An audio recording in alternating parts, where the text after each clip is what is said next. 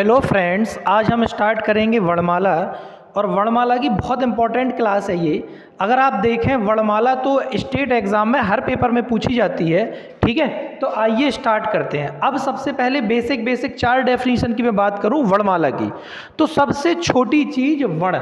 वर्ण क्या होता है?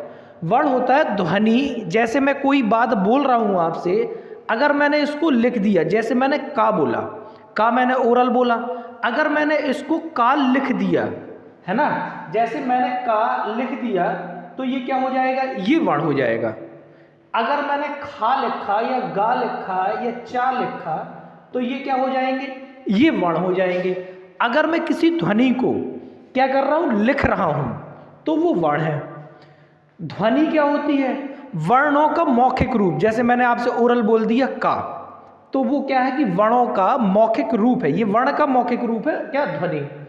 अब मैं बात करूं लिपि की। लिपि क्या होती है?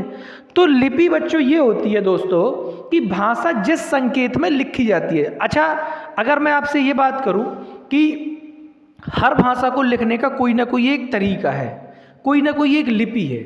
जैसे इंग्लिश की रोमन लिपि है ना। इसी तरीके से हिंदी, हर संकेत में कोई ना कोई भाषा लिखी जाती है, तो जो उसका संकेत होता है उसको लिपि बोला जाता है। जैसे किसी भाषा को लिखने का कोई संकेत, उसको क्या बोला जाता है? लिपि बोला जाता है। ठीक है, तो ये एक लाइन ये हो गई कि संकेत में लिखी जाती है। दूसरा, यहाँ से एक लाइन, एक क्वेश्चन आंसर और निकलता है कि भाषा जिस लिपि में बोली जाती है उसको बोलते हैं देवनागरी लिपि। तो देवनागरी लिपि बोला जाता है। हिंदी भाषा की लिपि क्या है? देवनागरी। और तीसरा क्वेश्चन यहाँ से ये भी बनेगा कि वैज्ञानिक लिपि किसे कहा जाता है, या देवनागरी लिपि का दूसरा नाम क्या है? तो बच्चों, देवनागरी लिपि का दूसरा नाम है वैज्ञानिक लिपि, है ना। तो मैंने आपको बताया 4 क्वेश्चन ये बन गए इधर से।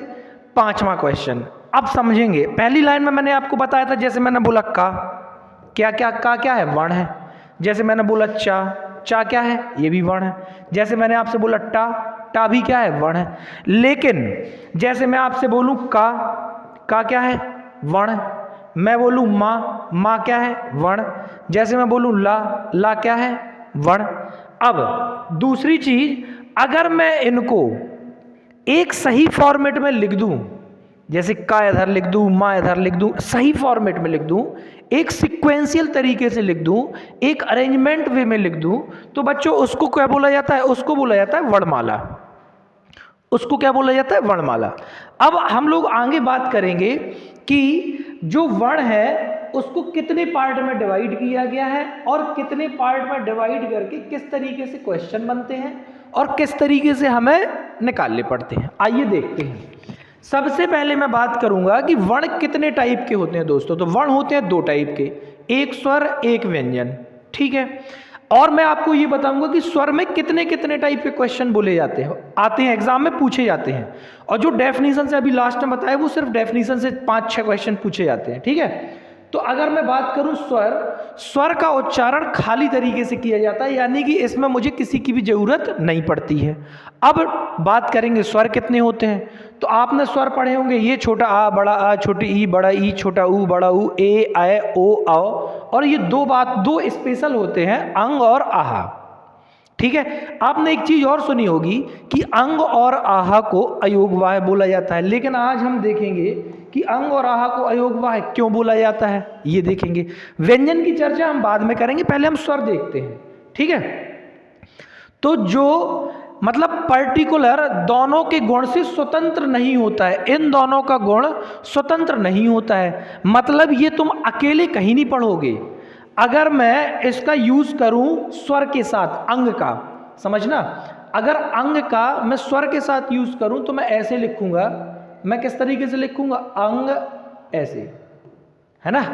अगर मैं इसी अंग का के साथ, यानी कि व्यंजन के साथ यूज करूं तो मैं क्या लिखूंगा? खंग, कंग, कंग बोलते हैं इसको। क्या बोलते हैं? कंग। ठीक है, तो इस तरीके से ये होगा।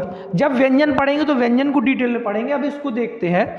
और अयोगवाह, अयोगवाह की बात करेंगे कि बेटा इसका कहीं पर भी इसका स्वतंत्र यूज नहीं होगा। स्वतंत्र होने का मतलब है कि कहीं भी हम इसको ऐसे नहीं लिख सकते कि छोटा आ लिख दिया और बिंदी लगा दी उसमें, समझ गए? तो कहीं ना कहीं किसी ना किसी के साथ इसका यूज करेंगे, इसकी अपनी खुद की वैल्यू नहीं है, लेकिन ये दूसरे के साथ स्वर या व्यंजन के साथ मिल करके अपनी वैल्यू को बहुत बढ़ा लेता है। हम इस तरीके से इसको बोल सकते हैं। अब तीसरी बात आई, अयोगवाय की एक्चुअली मीनिंग क्या है? कि अयोगवाय की बच्चों एक्चुअली मीनिंग होती है कि जो आ के योग से बने और व्यंजन का गुण रखता हो। आ के योग से बनता हो, व्यंजन का गुण रखता हो। आ के योग से बनता हो, पेपर में पूछा जाता है कि आ के योग से बने और व्यंजन का गुण रखने वाले शब्दों को क्या बोला जाता है? तो तुम क्या बोलोगे? अयोगवाय।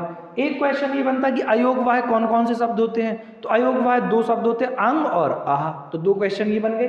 ठीक है, अभी मैं व्यंजन की बाद में बात करूंगा। अब आगे आते हैं, थोड़ा सा स्वर को डिटेल में पढ़ेंगे।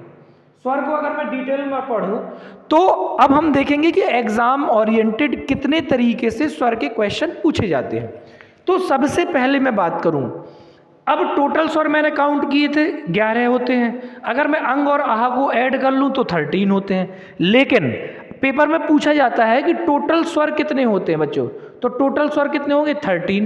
13 में 11 तो छोटा आ बड़ा आ से लेके लास्ट तक होते, ओ आओ तक होते हैं, तो ये 11 होते हैं।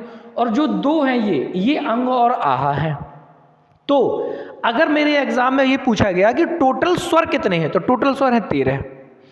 पेपर में अगर पूछा गया कि सिर्फ कुल हटा करके ये बोला गया कि स्वर की संख्या कितनी है, या इसी को दूसरे तरीके से बोला गया कि मूलतः स्वर कितने हैं, अगर इसी को तीसरे तरीके से बोला गया कि सामान्यतः स्वर कितने हैं, मतलब ये हुआ कि अगर कुल हटा करके कुछ भी स्वर के बारे में बोल ले तो कितने स्वर है? 11 स्वर है, यानी कि 11 स्वर है।